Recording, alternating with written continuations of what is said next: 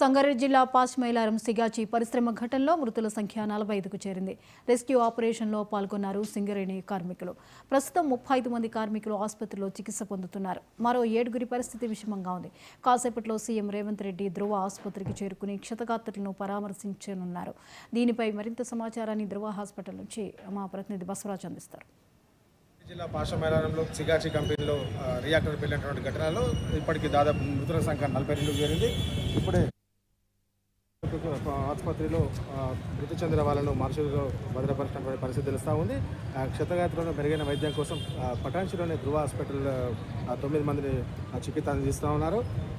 మరి కాసేపట్లో మరి ఒక హాఫ్ అన్ అవర్ 1 అవర్లో ధృవ హాస్పిటల్కి పటాన్చిలో రేవంత్ రెడ్డి సందర్శించినారు.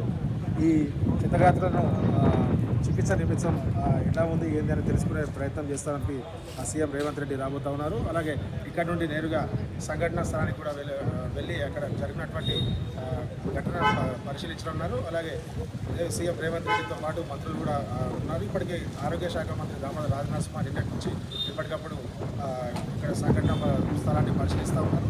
జిల్లా కలెక్టర్ ఎస్పీ కూడా నిన్నటి నుంచి పర్యవేక్షించిన పరిస్థితి తెలుస్తూ ఉంది. మృతుల సంఖ్య ఇప్పటికీ దాదాపు 42 మంది చేరడంతో మృతుల సంఖ్య ఇంకా పెరిగే అవకాశం కనిపిస్తూ ఉంది. నిన్న ఉదయం షిఫ్ట్లో 164 మందిలో ఇప్పటికీ దాదాపు 42 మృతుబద్ధ పడగా దాదాపు పటాన్చెరు ధృవ హాస్పిటల్లో అలాగే మదినాగూడ అర్చన హాస్పిటల్లో దాదాపు ఒక 22-23 మంది అయితే చికిత్స పొందినటువంటి పరిస్థితి ఉంది. ఇంకా మిగతా వ్యక్తులు ఎవరైతే ఉన్నారో శిథిరాల కింద ఇరుక్కున్న పరిస్థితి ఉంది. వాళ్ళైతే రిస్క్ ఆపరేషన్ చేసి బయటకు తీసే ప్రయత్నం అయితే రిస్క్ ఆపరేషన్ చేస్తున్నారు. నేను సాయంత్రం నుంచి వర్షం పడిన నేపథ్యంలో వర్షం పడుతున్నా కూడా ఇప్పటికి కూడా రెస్క్యూ టీం వాళ్ళను బయటకైతే తీసే ప్రయత్నం అయితే చేస్తున్నారు. మరి కాసేపట్లో సీఎం రేవంత్ రెడ్డి అయితే పటాన్చెరు ధృవ హాస్పిటల్ని ఇక్కడికి క్షతగాత్రులను అయితే పరామర్శించడానికి వస్తున్నటువంటి పరిస్థితి.